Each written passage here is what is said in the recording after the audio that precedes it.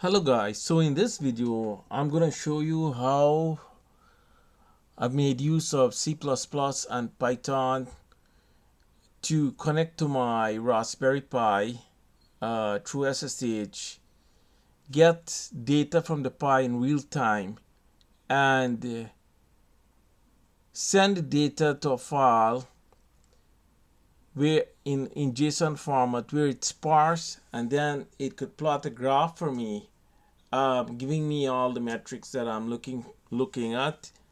This is pretty much like real-time monitoring.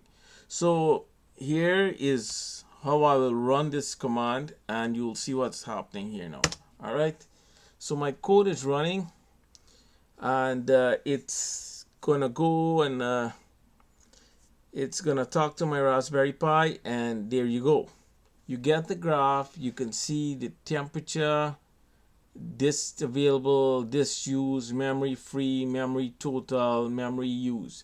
Now I can extend this idea to many more stuff. If let's say you have sensors connected to the Pi and you want to plot graphs of it, and you want to see that data in real time, you can do that. Or you want to log that data.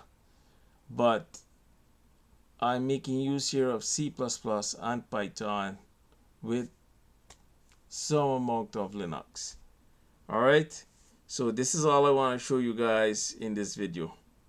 Okay, so bye for now.